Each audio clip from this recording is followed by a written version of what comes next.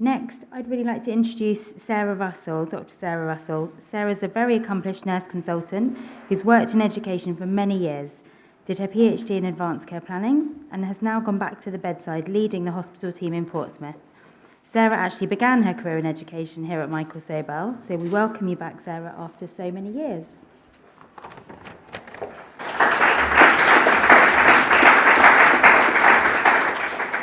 Thanks, Millie. I don't know how to follow that, so I just want to acknowledge that in the room. So hello, everybody. My name is Sarah Russell. I am the consultant nurse and trust lead for Palliative and End-of-Life Care down in the South Coast, down in Portsmouth. And when Ros asked me to come and speak here, because basically I just do whatever Ros tells me to do. I'm sure there are others in the room too. I know there are. She originally said to me, kind of help get me out of here.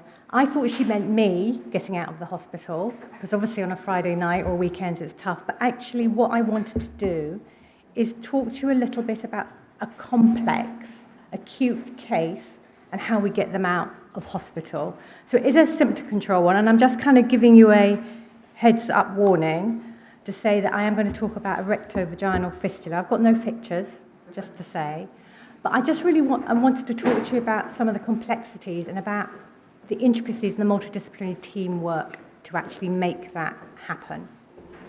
Sorry, because they're not pointing anywhere near. Okay. Thank you.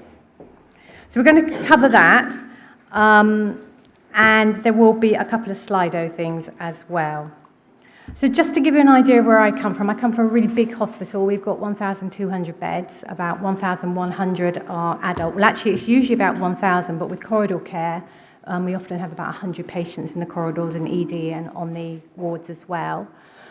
Regional Cancer Centre, we serve a really socially deprived area with a lot of high income and a lot of low income and a lot of health and normal literacy issues as well.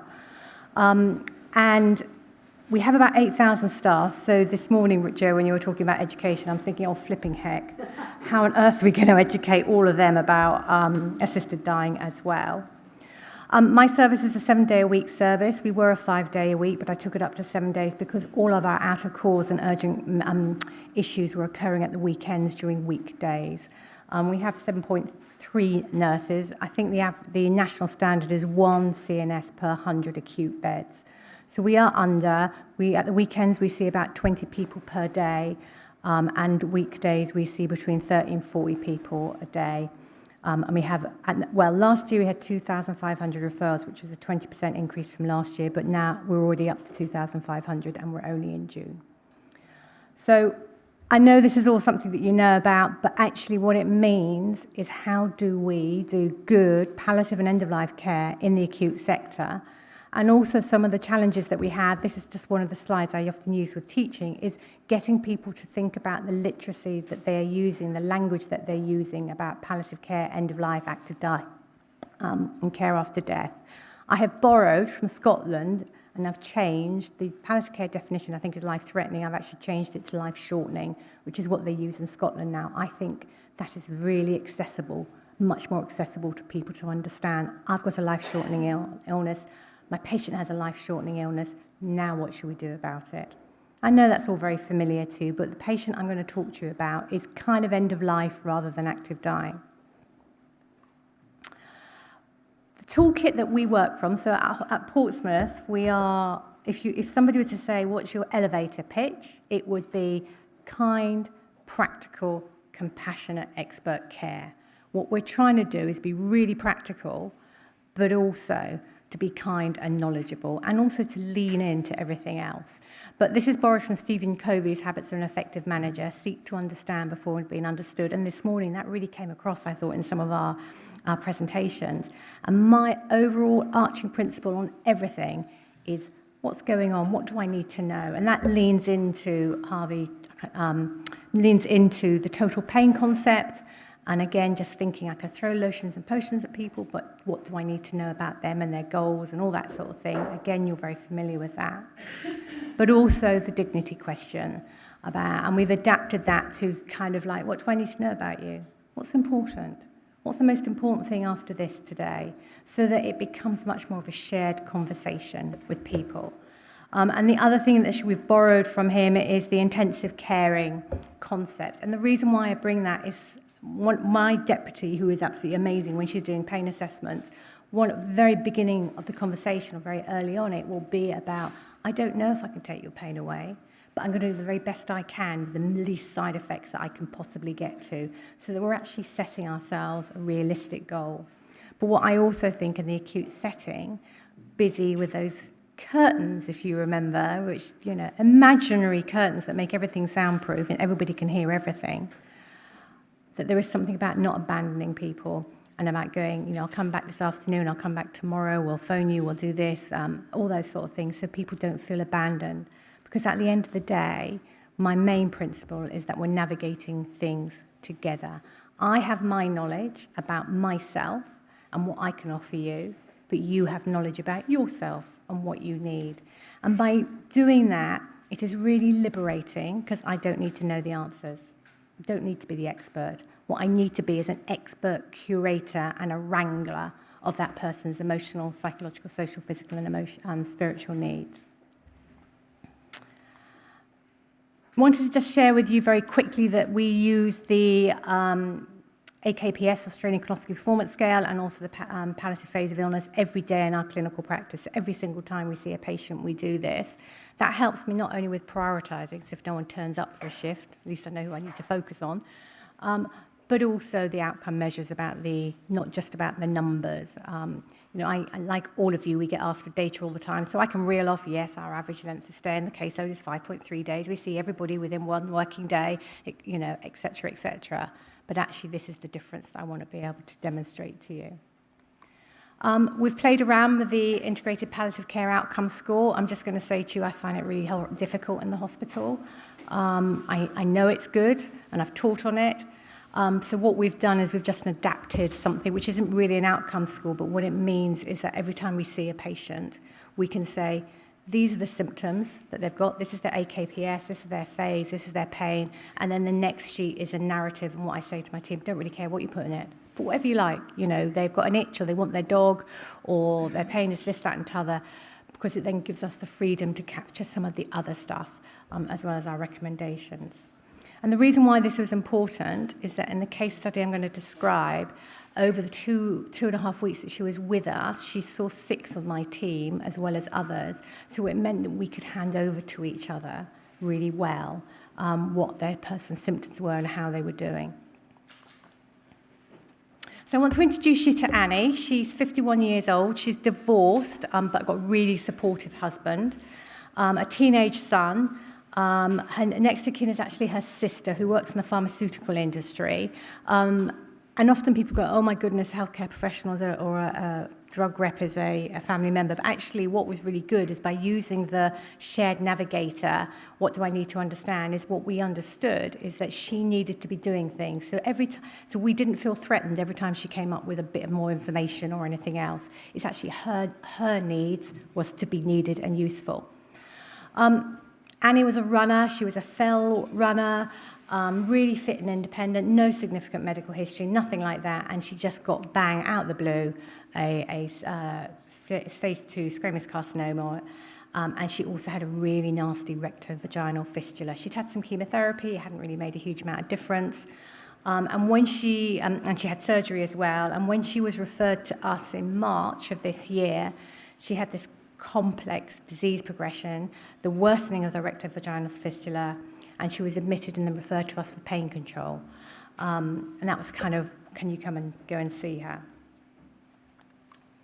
When we did our first assessment on her, these were some of the things that she talked to us about what her symptoms were. And what I've tried to do is kind of the blue is the physical stuff, and the orange is the less physical stuff.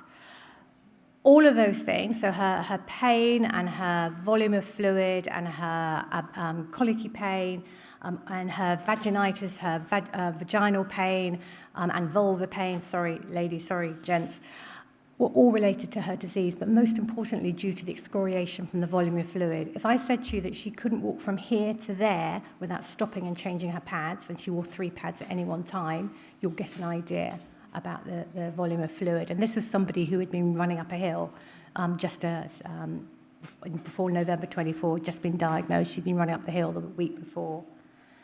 She had a rash on her arms and legs, which actually was nothing terribly significant, but it was still worrying her.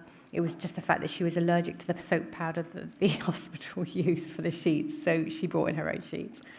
Lots of weight loss, really worrying about whether she could have any surgery for her symptoms. And also she'd got her teenage son and she didn't know where to bring him in.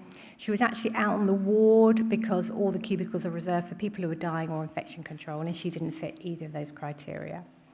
We did sort that, by the way. So when I saw her, it really was like, what are we going to do? And forgive me for swearing, but this is basically her first, I did the hi, I'm Sarah from Palliative Care team, we've asked to come and see you. Just tell me a little bit about yourself. It's a bit shit. Those were her first words. And she literally did mean that because she also had fecal leakage through her rectovaginal fistula as well. And all of these things that we know from the evidence base, she ticked every single box. She didn't feel like a woman anymore. She didn't feel like a mother anymore. She was tethered to her bed. The thing that she felt that helped her, one of the best things, was to go into the shower, put the shower head between her legs and give it a good wash out. And she would do that 8, 9, 10, 11 times during the day because that was the only thing that made her feel great and feel more comfortable. She had burning sensations, so she had all those things of nociceptive tissue damage pain, neuropathic pain, excoriation pain from her absolutely red, raw, down below bits, as she called them, and also just feeling, I don't want anybody to come and see me. So there were lots of things for us to address. One of the important things is about diagnosing rectovaginal fistulas is actually just making sure we know what we're dealing with. So a bit like the immunotherapy talk earlier this morning, and we sometimes need further scans, we needed to understand, could we do surgery? Where was the pain coming from?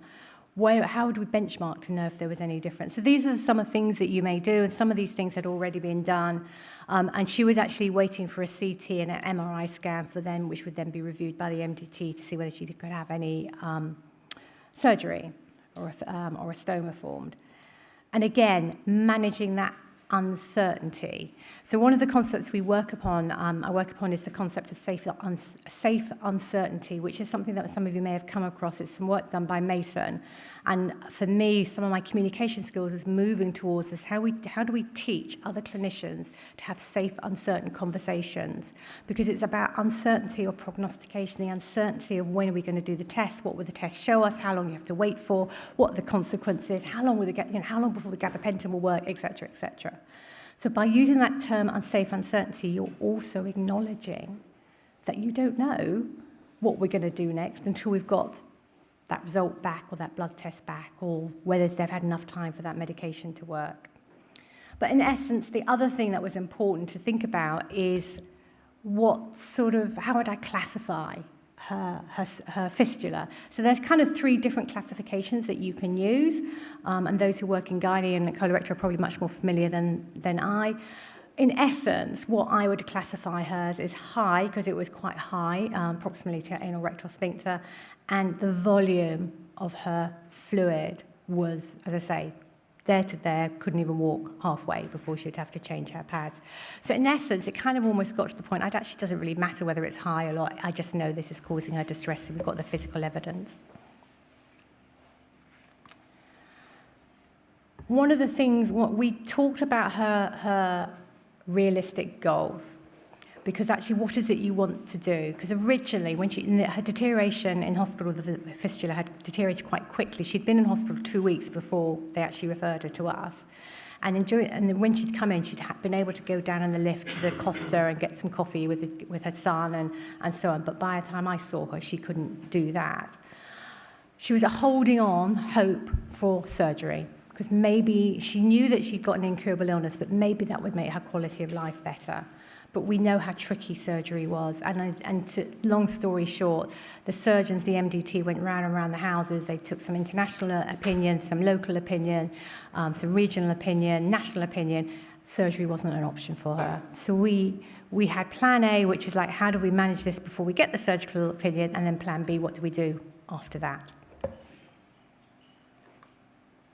real multidisciplinary approach. And one of the things that I found most helpful was actually working with our tissue viability team, our pharmacy team, and our nutrition team, because actually she was still able to, she wasn't dying, so we needed to build up her nutrition for wound healing, for down below, so to speak. Tissue viability team, again, they went internationally, nationally, regionally and locally for what are we doing? What can we do to protect the service? What can we do for pain control? What can we do for healing? You know, not as in get rid of it, but can we make that and that area any better at all? And then my team, our community teams, thinking ahead for when she went home, the oncology team, the CNS, and the colorectal team as well. And what we did with Annie is that in the trust, we managed to get her into a single room, because basically I threw all my toys out the pram. And to be fair, they acknowledged it. And then in all the single rooms, they've got the whiteboards on the wall. So every day we put a daily plan for her. This is what we're doing, and this is what we're hoping to achieve. Because she wanted to get home. That was all that mattered to her. She did not want to be in hospital. So this was kind of the things that were going through our head about, well, how do we do any of this? Can we reduce the volume of the flow? Can we reduce its acidity? Because often it's got a really high acid to it. Can we make her stools a bit firmer so actually she hasn't got this kind of fecal flow as well as urinary flow as well?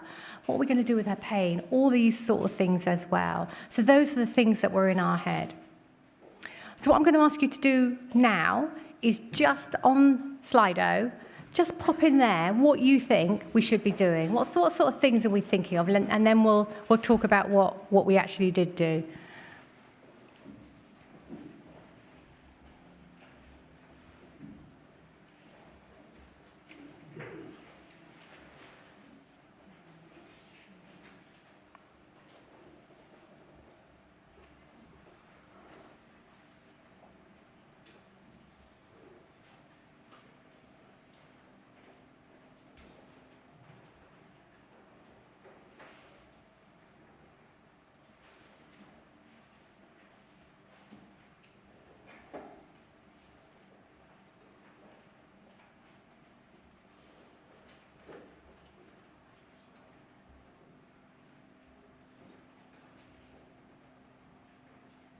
Excellent. So basically, I can see that people are looking at systemic opioids for nociceptive tissue damage pain. So there's opioids, cocodamol, that sort of thing. We're looking at skin protection.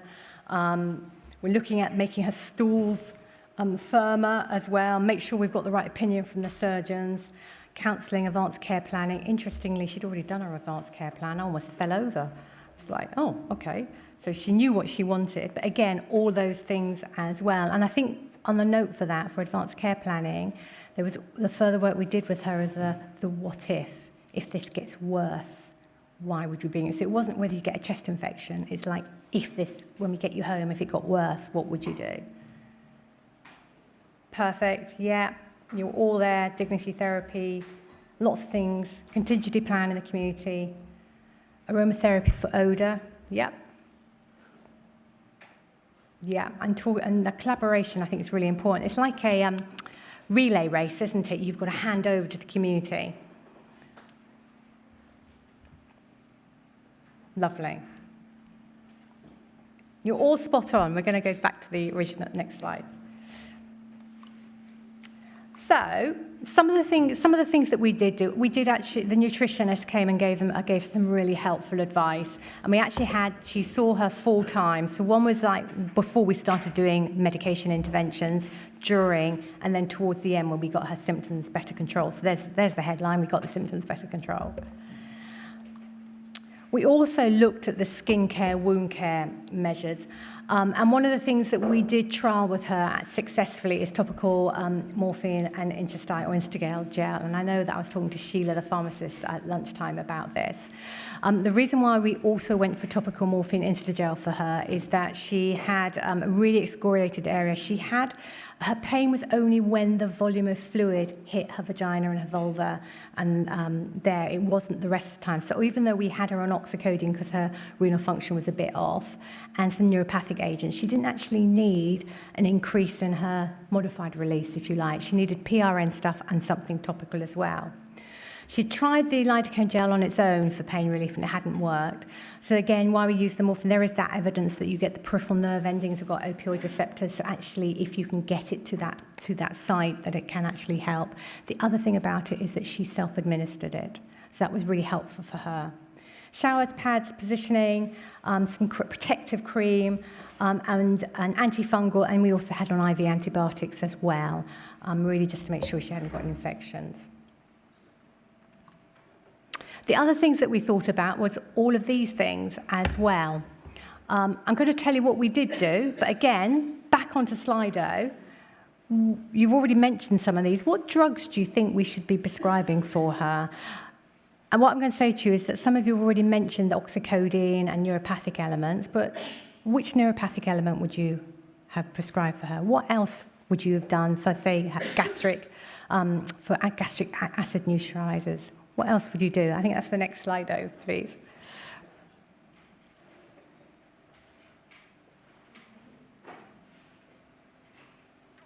Thank you.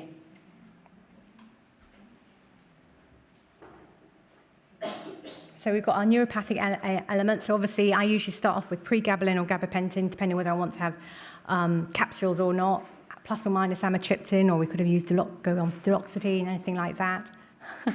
Reading someone's there. Octreotide, metronidazole gel, pregabalin. Brilliant, brilliant, brilliant.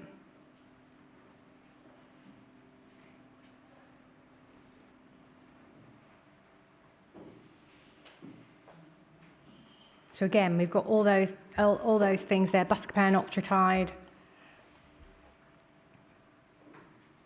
dexamethasone and PPI, fabulous.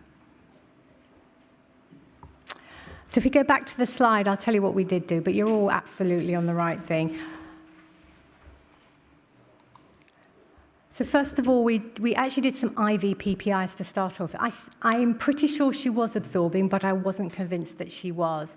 So in the first instance, we trialed an IV PPI, because what I said to her is, if it works IV, then we know it's going to be helpful for her. And what we also did is I trialed some hyacinth bromide, treating it as a bowel obstruction dose. We went up to 240 milligrams in a syringe driver. The only reason I did a syringe driver is because it secures the route of administration and distribution. So it was like, I'm not going to worry about whether she's not absorbing it as to why it's not working. That didn't make any difference whatsoever. So we switched her over to octreotide, and it made a really big difference within 24, 36 hours. We used fibre gel to bulk up her stools, and that worked really well as well. It was still really loose, but she was able to control. It didn't drop out of her when she stood up because she was having to lie flat on the bed all the time. We did IV metronidazole and then oral metronidazole for her, and also we did an antifungal, some clomidrazole for her as well. And we also introduced a topical estrogen cream for her because there's some limited evidence that helps for wound healing and comfort more than anything else as well. Initially, she had a subcut syringe driver with oxycodone in it, just again because I wanted to secure the route of administration. But also she had lost confidence with the oral medications as well. We also did IV paracetamol for, I have to say, I am a huge fan of IV paracetamol. I think it works really well for pain control. And we also did oral celecoxib for her as well. So we were basically banging her with oxycodone, paracetamol, and celecoxib from the nociceptive perspective, pregabalin from the neuropathic element, also added some mirtazapine for her in the evenings, and then lansoprazole, metrazine, or fibre gel. And we also did some mindfulness and CBT work with her, which really helped. And also kind of, she liked lists. We kind of went, what is our realistic goals here? After 8 days of this, she was able to walk down to Costa Coffee on the ground floor. She was on the 6th floor. So for us, that was the goal. And then that gave her confidence to say, if she can get down to Costa, then she can get home. And if she can get home, then that can be where she wants to be, particularly after the surgeon said that they didn't want her to have any surgery.